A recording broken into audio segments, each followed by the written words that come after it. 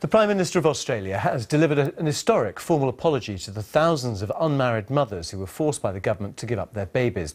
The forced adoption policy existed in Australia in the 50s, 60s and 70s. It's thought around 250,000 babies were given up as part of the policy. The babies were taken from the state from unmarried, mostly teenaged mothers. As a consequence, many of the mothers suffered breakdowns and years of depression. Well, speaking in front of 800 women affected, Julia Gillard said the practice had led to a lifelong legacy of pain and suffering. Let's talk now to Jean Robertson-Molloy. She gave her child up for adoption and now campaigns for the government in this country to offer a similar apology to that given by Julia Gillard. Just explain what happened to you. I think you were going to visit your sister, weren't you, many years ago? That's right. I went out to New Zealand because my sister had had a breakdown.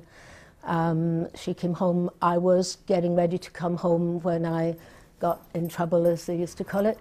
And I went over to Australia and had the baby there. And I was already a social worker. I gave myself advice that I thought was right. But you gave your consent for this child, who's a baby girl, I think. I gave my child up and regretted it very soon afterwards. And how, when you say you regretted it, what did it do to you emotionally when you realised you'd given up this child and would never see her again? Well, you always hope you will see them again, which in fact I did, but it was a huge loss. It will always be a huge loss, even though I was lucky enough to have more children. And the element of coercion here, I mean, this was something which you weren't really given very much option, or did you feel browbeaten into making that decision? I felt it was the only thing I could do at the time, but... did you think it was something which was the best for you at that time? I mean, did you convince yourself that that was? I suppose I did, but I want to be very, very clear that a lot of women...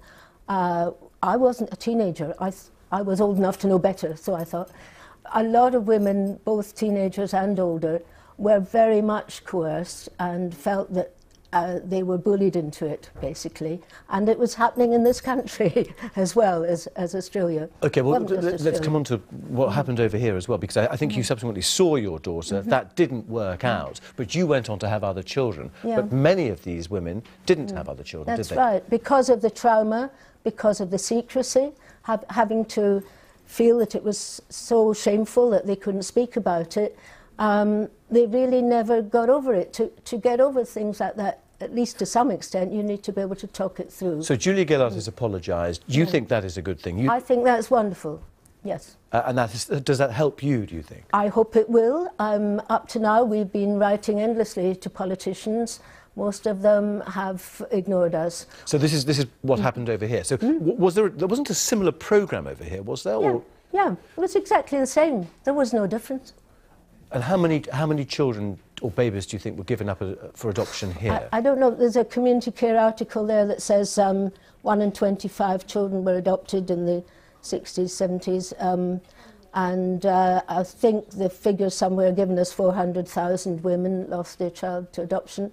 There's a lot of different figures, but there needs to be clarity about the fact that it did happen here. And have you approached ministers to ask for an apology? Just tell us what you've done. We've written letters. We wrote to every MP. We got letter delivered to every MP to ask them to sign an EDM. John Leach MP tabled an early day motion last May asking for a cross-party parliamentary apology.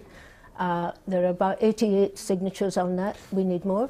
And then we've written to Michael Gove, Tim Loughton, Edward Timpson. Tim Loughton is the former children's minister. Yeah, and what was their response on this? Their response was, oh, well, my dears, you know, we're very sorry about all this. It was a shame, but it's all in the past. It makes no difference now. And anyway, people who want to trace their birth children can, and they get priority, which is not true, actually.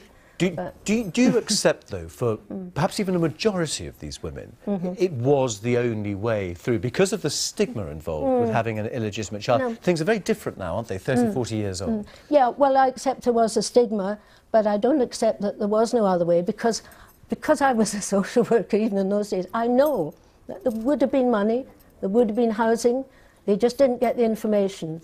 They were told, your parents are throwing you out, you know, it's a terrible thing, and there's all these lovely adoptive parents who could have your child, you know, that's what you need to do. They were not given enough information. So it's not that we're blaming today's politicians. We want them to acknowledge that this happened. And, you know, so far they just want to forget about it. And on a personal note, when you gave up your first child for adoption, just explain how you felt. I mean, in the months and the years after that, if you can.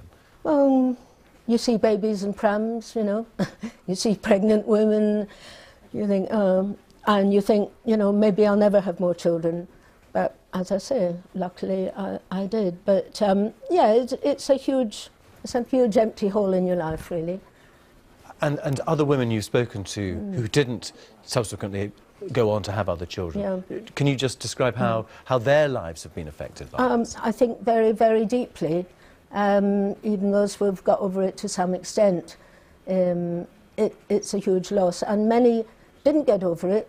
That's why, you know, even economically it makes sense for women to get this apology, because too many women ended up with mental health problems, phobias and so on, and never got the help they needed because they felt it was something they couldn't talk about. And just briefly, I mean, is it the biggest regret of your life? Probably, yes. OK, Jean Robertson-Molloy, thank you very much for coming in and talking to us. Just stay with us, please. Sorry.